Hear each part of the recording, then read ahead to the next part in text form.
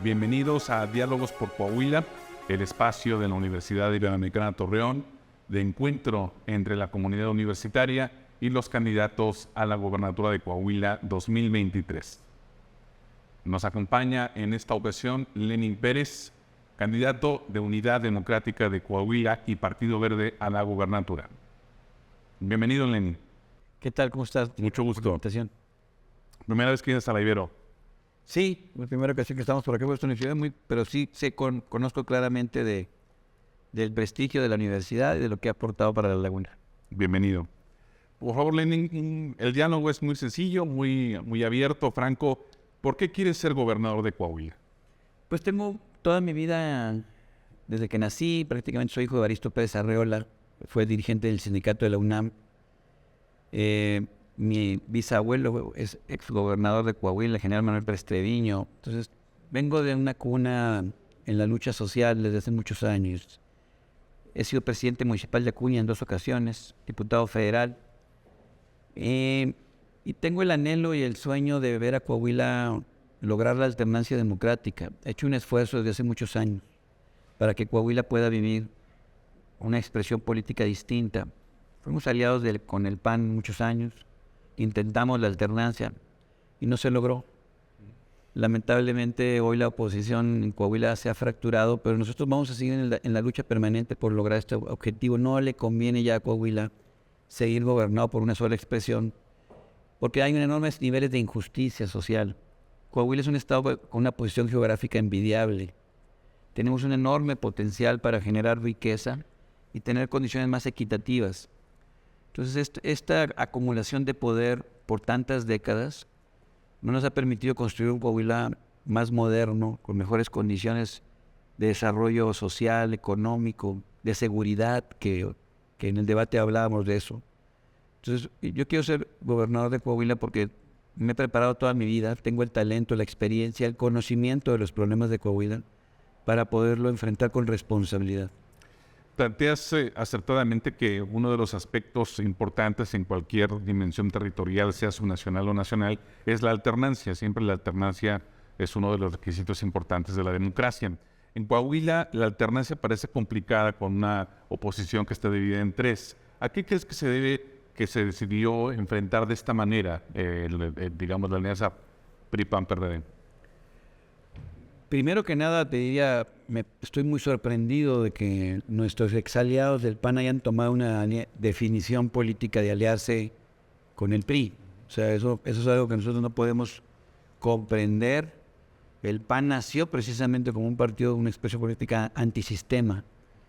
Pero bueno, han tomado esa decisión. Y en la izquierda, a mí me parece que hay un alto grado de sospechosismo, ¿no? No es normal que en todo el país, en 22 elecciones, Morena, el Partido del Trabajo, el Verde hayan ido juntos, y en Coahuila, en el Estado de México, que está empatada la elección, vayan juntos, y en Coahuila se dé una fractura. Yo veo votando las reformas constitucionales a los diputados federales y a los senadores del PRI, las reformas constitucionales del presidente, y entonces yo creo que aquí hay una decisión tomada de la cúpula de los partidos nacionales, en acuerdos tristes para nuestra realidad democrática, porque representamos el 2% del padrón nacional.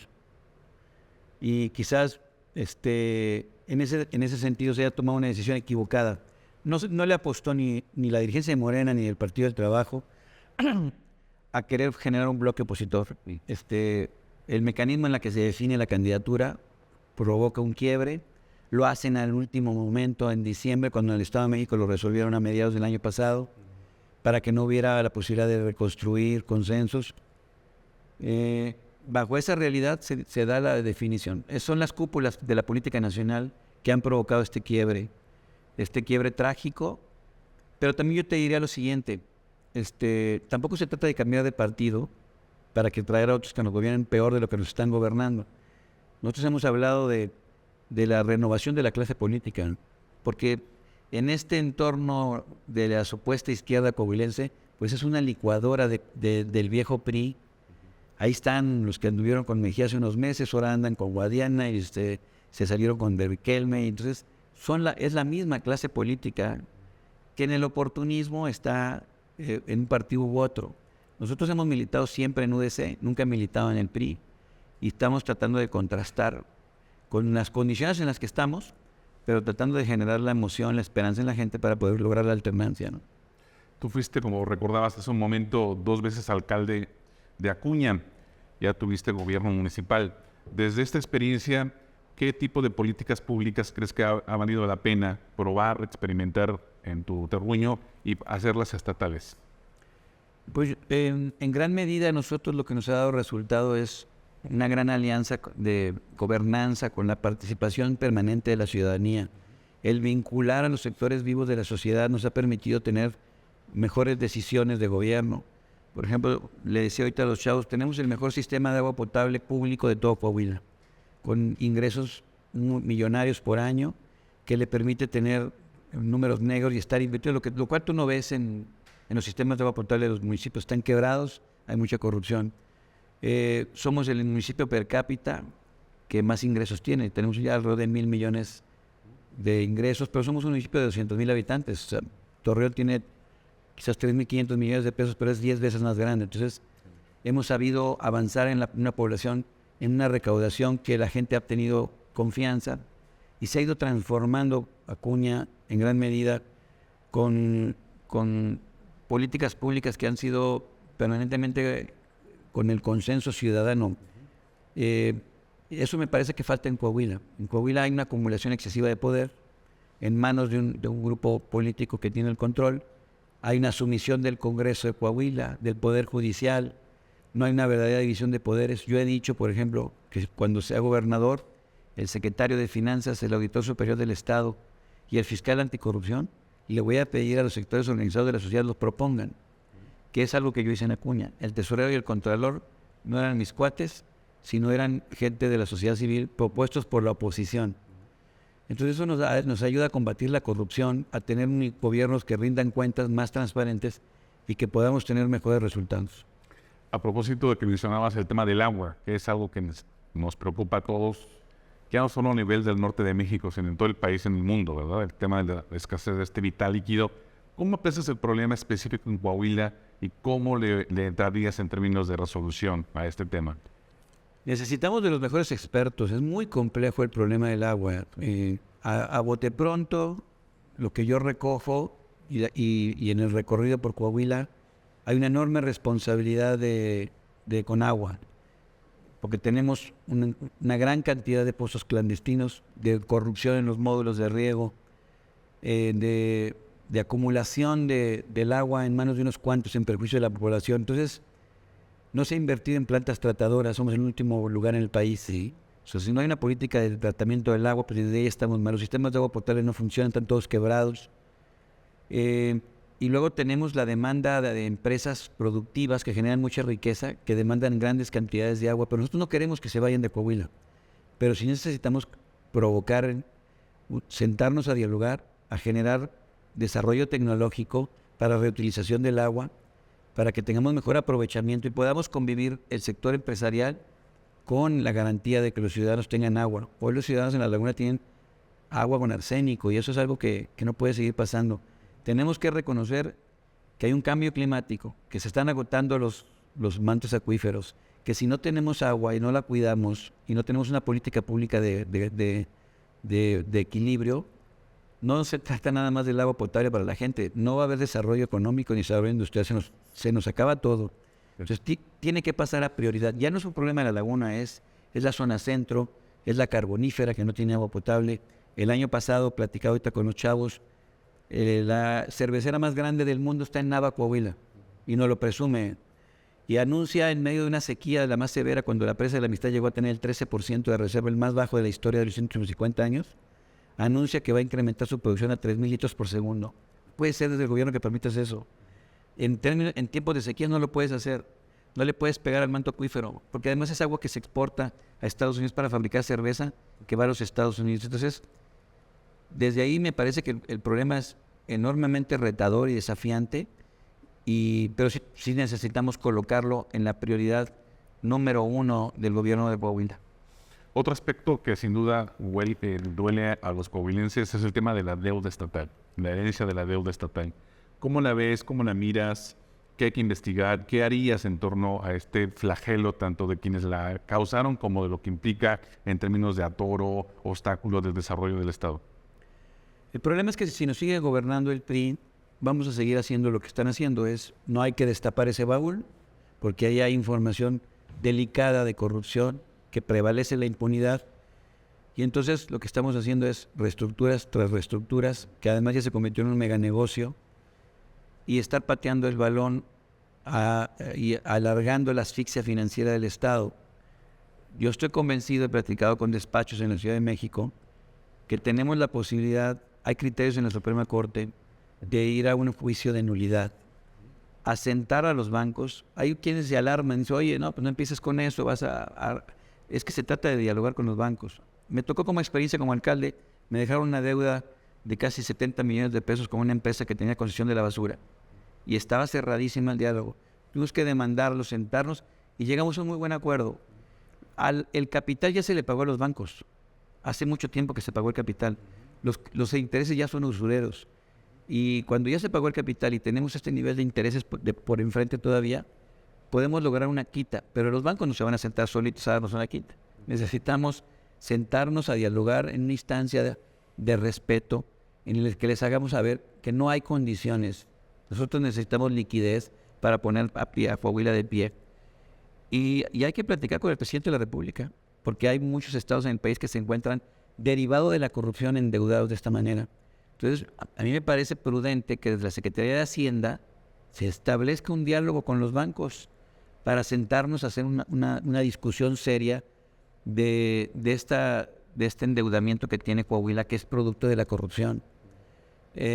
No creo que hay otro camino. Si no hacemos eso, si no intentamos esta vía judicial, estamos condenados a situaciones económicas muy severas que nos van a reventar en la cara ya en este sexenio. Las pensiones están en la ruina económica.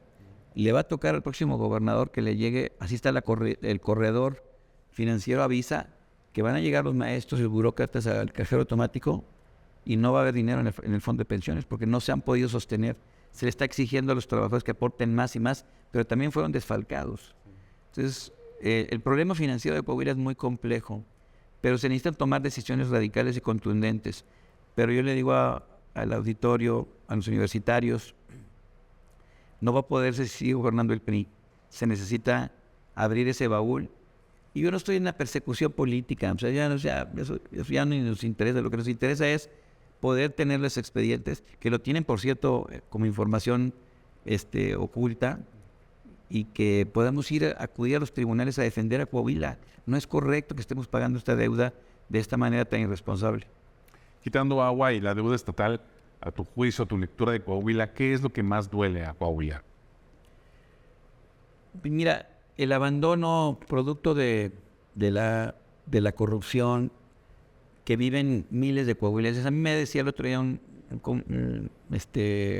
persona que me entrevistaba en un medio de comunicación, tu mensaje no conecta con Torreón, Lenín, porque hablas de ese Coahuila olvidado. Dinos qué quieres hacer por Torreón. Entonces yo le decía, no, mira, es que hay que decirle nos conviene a todos decirles que hay un Coahuila olvidado, que el 90% del territorio está en el abandono, que los municipios no han tenido oportunidades de empleo, de crecimiento, que es un Coahuila desequilibrado. Cuando se generen esas condiciones, tendremos un Coahuila diferente. Un Coahuila que ha perdido competitividad, que por la falta de infraestructura, de inversión, por la deuda, nos estamos quedando rezagados frente a otros estados. A pesar de tener esta posición geográfica envidiable, nos presume mucho el nearshoring como una bandera falsa. De eso podemos recibir esto o podemos recibir esto. Pero para eso necesitamos hacer una estrategia, porque la gran oportunidad, lo que más le duele a la gente es el desempleo, su crisis económica, su pobreza, le indigna la corrupción. La visión económica que nosotros tenemos para Coahuila es lograr, a partir de esta oportunidad de inversiones que pueden llegar al Estado, una visión de proveeduría que nunca que se ha planteado desde el gobierno. Nosotros observamos, se trata de tener una empresa, generar 600, 700 empleos y hasta ahí queda, ¿no? Tenemos que lograr que ese tornillo que traen desde Asia lo haga un ciudadano de Torreón en un taller de tornos con la alta calidad que requiere estas empresas de alto desarrollo tecnológico, porque son 8 de cada 10 empleos los que se generan a partir de los esfuerzos micro y no de las grandes empresas. Por eso ha estado equivocada la estrategia económica del gobierno del Estado. No se trata nada más de estar trayendo empresas que generan empleo, sino el producto paralelo, la proveeduría indirecta, es la que genera la riqueza que se queda en Coahuila y que genera la mayor cantidad de empleos. Entonces a Coahuila le duele la situación, principalmente pues este estancamiento económico que ven pasar los años y las décadas y no ven progreso, no ven desarrollo, y en gran medida por la corrupción que prevalece. Apreciamos, tú lo has planteado muy bien, hay distintos desarrollos en Coahuila, además un estado con distintos tamaños de ciudades, comunidades. ¿Qué miras, qué lectura tienes de la comarca lagunera, de esta zona metropolitana sui generis que compone Coahuila y Durango, que no son capitales de los estados, que están evidentemente en otra condición? ¿Qué mirada tienes de este lugar, de esta región, y cómo es tu mirada en torno a su desarrollo posible con Durango? Pues es que Durango, conurbado con Torreón y La Laguna, por muchos años demandaron ser inclusive un estado. Así. ¿Por qué? Porque tenía los argumentos, porque aquí había una generación de riqueza, un enorme talento industrial, una potencia en la agricultura enorme que le permitía reclamar, decir, a ver, somos autónomos, tenemos este potencial que con justicia se reclamó por mucho tiempo. Me parece que con los años eso se fue acabando y se fue deteriorando, producto también del centralismo del gobierno federal y del gobierno estatal que fueron abandonando a la región y que producto de las decisiones equivocadas han provocado pues, el colapso de muchas de las fuentes que le dieron la riqueza a esta región. Sin embargo, sigue teniendo la región lagunera un enorme talento, tiene empresarios a nivel nacional de los más destacados, cualidades muy particulares que no ves en el resto de Coahuila, en torno a la emprendeduría, de la visión empresarial. Esta es una región que tiene mucha potencia, que tiene mucha oportunidad de generar enormes riquezas para el Estado, pero que necesitamos invertir en infraestructura. Tiene un grave problema de movilidad que se le ha anunciado una y otra vez y que no se puede resolver y que afecta principalmente a la clase trabajadora, que es la que se tiene que enfrentar a esta situación. Pero tiene rezagos que implican resolver en términos de garantizar agua potable para que pueda generarse desarrollo económico, reservas energéticas suficientes que necesita la demanda industrial y potencializar a la región en la industria de transformación. Me parece que La Laguna es la que más oportunidades tiene.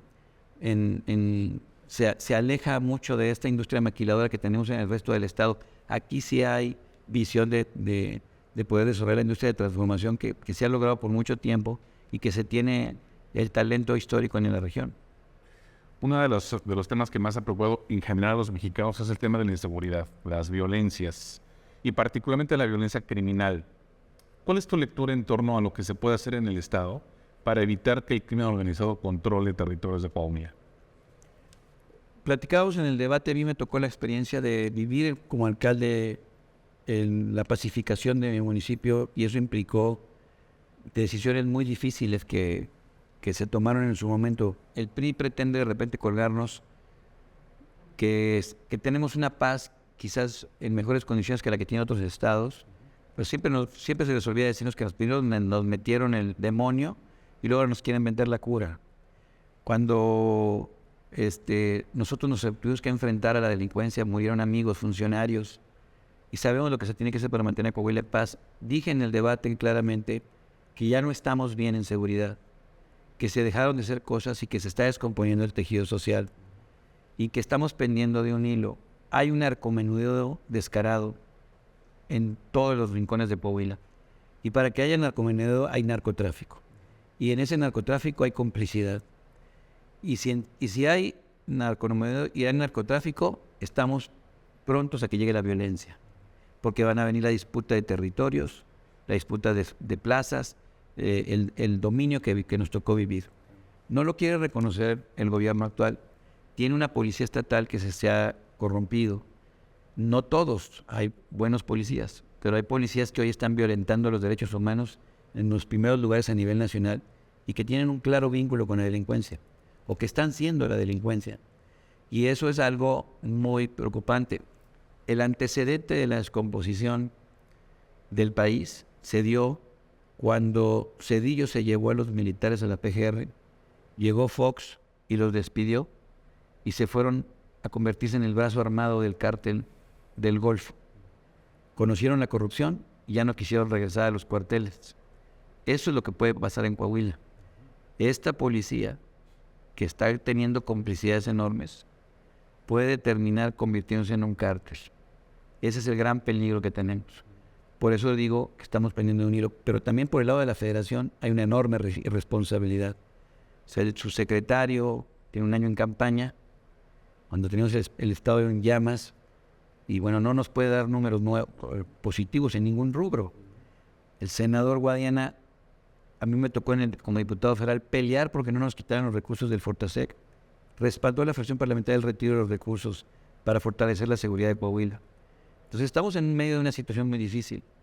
No estamos como Colima, no estamos como Sonora, no estamos como Veracruz, pero si no se cambia el criterio, el próximo gobernador mete en cintura esta policía, se sanea, tenemos que tener certificación policial para que exámenes de confianza. Estamos corriendo el riesgo de que se vuelva a descomponer. Por último, Lenin, ¿qué hacer en educación y qué hacer en salud? Dos segmentos muy importantes para los coahuilenses. Pues la salud está colapsada. Estamos en medio nuevamente de una situación trágica de la ineficiencia y de la corrupción de los dos niveles de gobierno. Del lado estatal, los sistemas de salud a cargo del Estado están en el abandono. No hay mantenimiento, no hay equipamiento médico, falta personal. Tenemos observaciones en la Auditoría Superior de la Federación por más de 3,000 millones de pesos. Está lleno de aviadores, la nómina de la Secretaría de Salud. Entonces, eso ha provocado una catástrofe. Que los coahuilenses cuando van a los hospitales públicos, pues no hay medicamentos. Si te vas a operar tienes que llevar los insumos, porque no, el doctor te dice no hay ni gasas ni jeringas, mucho menos lo que ocupas. Y luego del lado federal, pues el INSABI lo acaban de cancelar, ¿no? O sea, evidentemente no funcionó. Y nos anuncian que le van a dejar una carga ahora al Seguro Social que ya de por sí está rebasado. Le van a lanzar todo el resto de la población. Entonces no tengo idea de la catástrofe que se nos puede venir encima con ese tipo de decisiones. Entonces es muy grave la situación de salud en Coahuila. Hay temas prioritarios ya que atender. Nosotros hemos hecho compromisos públicos en términos de generar la Subsecretaría de la Salud Mental. Primero hay que invertir pronto en darle mantenimiento por lo menos a estos hospitales, en el equipamiento, equiparlos y generar una central de abastos en un amparo, deslindarnos de la federación y en un amparo que ya funciona en varios estados, en Yucatán, en Querétaro, no lo estoy inventando yo, poder nosotros garantizar con compras consolidadas el medicamento para los coahuilenses. Y luego de invertir en el mantenimiento. Los hospitales están lloviéndose arriba del quirófano, colapsados completamente. Hay que invertir en la infraestructura. No podemos pensar en construir nuevos hospitales, hay que mantener lo que está. Y luego hay áreas que me preocupan en lo particular, la salud mental. Tenemos los primeros lugares en adicciones, en depresión, suicidio, ansiedad. Y necesitamos elevarlo a subsecretaría para generar mínimo 6, 7 centros con psiquiatras, porque en el Seguro Social vas y no hay psiquiatras, no hay en el ISSSTE, no hay en la Secretaría de Salud. Necesitamos psiquiatras, necesitamos sus psicólogos que estén dando las terapias, centros de internación públicos, porque hoy los jóvenes que están adictos, los padres no tienen a dónde llevarlos. Los tienen que llevar a organismos privados que luego son muy peligrosos, o con organismos religiosos que hacen un esfuerzo ahí, pero es una tragedia. Y podemos garantizarle a los niños con cáncer en Coahuila que no tengan seguridad social. Podemos garantizarles un tratamiento oncológico desde el gobierno del Estado. Hemos revisado el número de niños de casos anuales y se puede. Es una tragedia que un trabajador que no tiene recursos, por no tener para el tratamiento oncológico, el niño se le muera. Entonces, son prioridades. Y la prevención de la salud. La las unidades móviles que puedan recorrer Coahuila para detectar el cáncer cervicouterino, el cáncer de mama, el cáncer de próstata, las enfermedades crónicas, combatir la obesidad infantil, que Coahuila tiene los primeros lugares a nivel nacional. Así es. Entonces, en términos educativos, pues la educación de Coahuila necesita también invertir en escuelas dignas. Están colapsadas. Me tocó como alcalde invertir en más de 100 escuelas. Y luego me parece que las universidades públicas debemos de sacar a los políticos y poner a los académicos para que los que conocen de educación estén al frente de las universidades, que se han politizado y que han perdido ya muchas carreras de nuestro sistema público, el prestigio que en algún momento tuvieron las carreras de Coahuila. Y observo con preocupación que la oferta de las carreras no está empatada con el mercado laboral. Y eso le provoca una tragedia a miles de estudiantes. Veo jovencitas estudiando enfermería por todos lados. ¿Dónde vamos a poner tantas enfermeras? O sea, ¿por qué se ofertan esas carreras cuando no tenemos inversión de nuevos hospitales, de nuevas clínicas? ¿Dónde ocupamos?